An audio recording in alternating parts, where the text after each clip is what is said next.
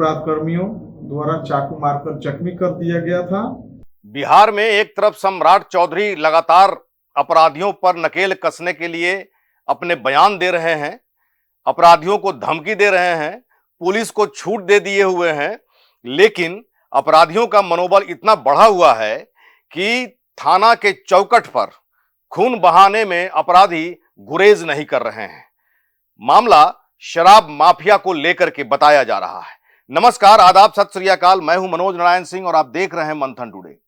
नवादा की ऐसी घटना जो कई मायने में सरकार और प्रशासनिक तंत्र पर कड़ा प्रहार है।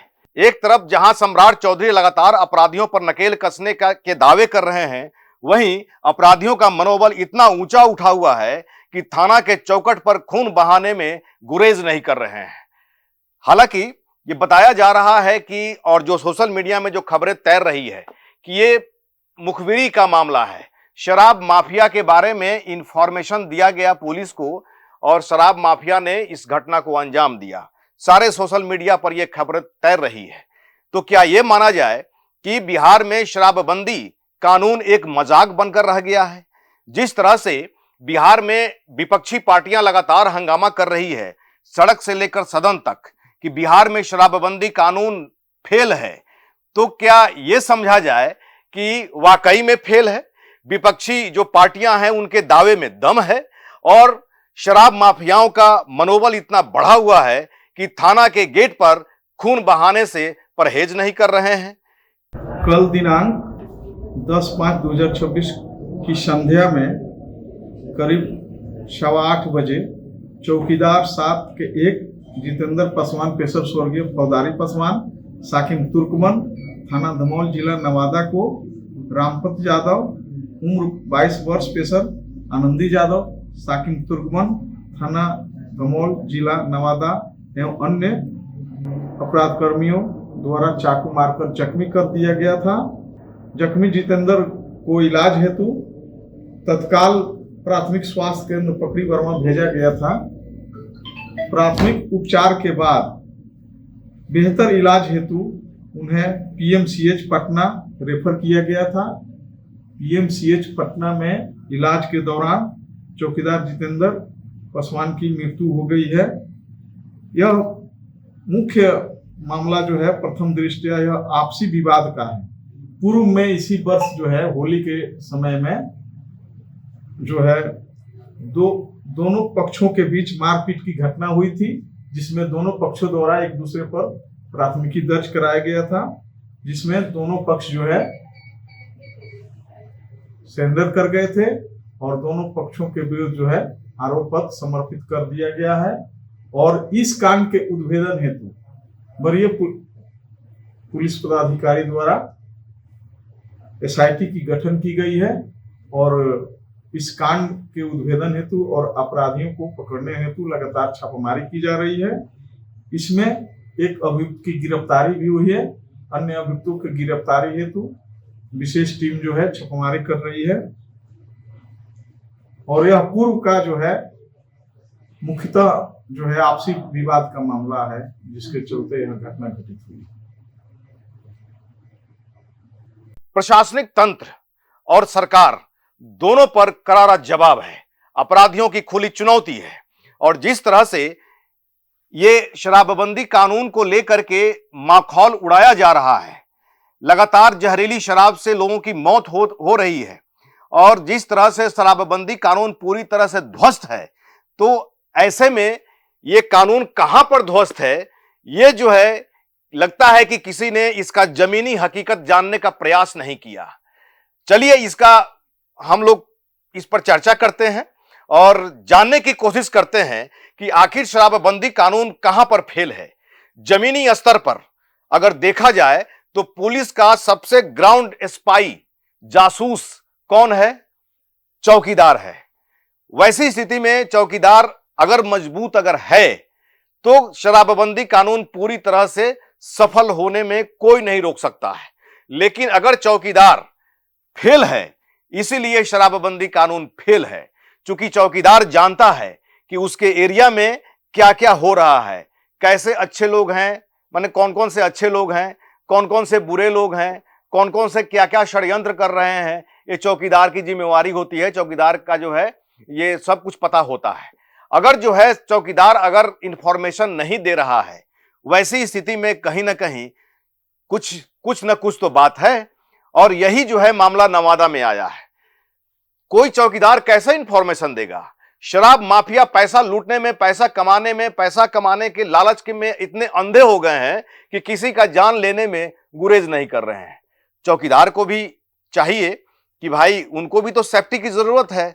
अगर उनको सेफ्टी नहीं मिलेगी तो चौकीदार कहां से इंफॉर्मेशन देंगे? अगर चौकीदार को अगर सेफ्टी अगर कर दिया जाए, अगर सुरक्षित उनको कर दिया जाए, तो शराबबंदी कानून पूरी तरह से सफल हो जाएगा।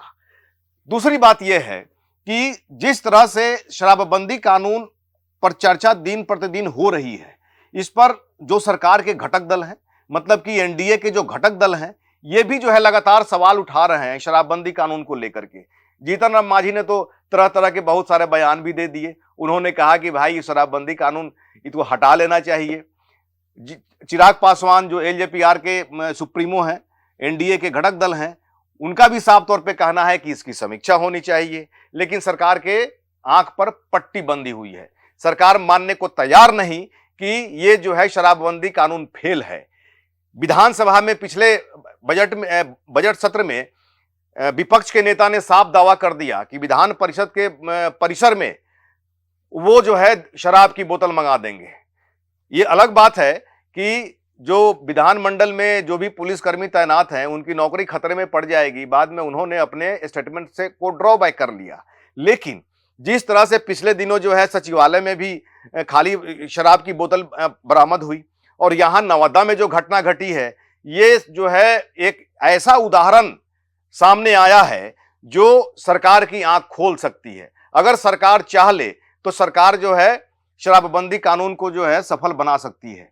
चौकीदार सबको जो है सेफ्टी कर दिया जाए, वैसी स्थिति में शराबबंदी कानून जो है पूरी तरह से सफल हो जाएगा।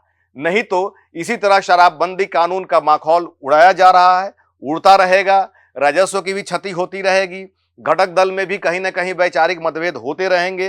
तो कुल मिलाकर के यही जो है नवादा की जो घटना घटी है, ये सरकार का आंख खोलने के लिए ये एक एग्जाम्पल काफी हो सकता है।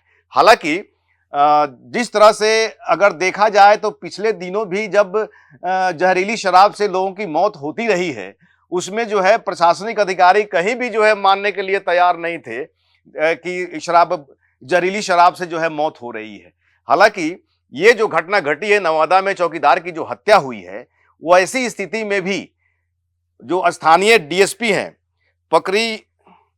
पकरीब रावा, जो स्थानीय जो डीएसपी हैं राकेश कुमार भास्कर, ये जो है इनका बयान भी सामने आया है। लेकिन ये तो बयान दे रहे हैं कि इन लोगों की पारिवारिक रंजिश है, पारिवारिक विवाद है। लेकिन सोशल मीडिया में ये खबरें तैर रही है कि शराब माफियाओं का ये घनचक्कर है, मुखबिरी का कारण है। शराब माफियाओं के बारे में इंफॉर्मेशन दिया गया था, इसलिए शराब माफियाओं ने चाकू से गोद करके हत्या कर दिया। ये अलग बात है कि प्रशासनिक तंत्र ने क्या इस पर जो है कार्रवाई अभी की है, ये अलग बात है। हालांकि इसमें कुछ आरोपितों को अरेस्ट किया गया है और एसआईटी का भी गठन कर लिया गया है जांच करने के लिए, जैसा कि डीएसपी का दावा है ये राकेश कुमार भास्कर का। तो अब जो है ये भास्कर का कहना है, डीएसपी का कहना है कि ये पारिवारिक विवाद है। लेकिन जिस तरह से जो सोशल मीडिया में खबरें आ रही है कि जो मृतक है, जो चौकीदार है, उसकी पत्नी ने दावा किया है कि शराब माफियाओं का मुखबिरी करने का जो है आरोप उन्होंने लगाया है। और उन्होंने ये भी आरोप लगाया है कि कुछ दिन पहले जो है घर में घुस करके जान से मारने की धमकी भी मिली थी, कि जिसका आवेदन जो है थाना में दिया गया था और थाना ने जो है इस पर कहीं ना कहीं लापरवाही की, जिसके कारण ये घटना घटी। अब एसआईटी का गठन कर लिया गया है। क्या मामला सामने आती है, क्या सच्चाई सामने आती है, लेकिन प्रथम दृष्टया यही है कि सोशल मीडिया में खबरें तैर रही है कि शराब माफियाओं का जो है इन्फॉर्मर के आरोप में चौकीदार की हत्या की गई है।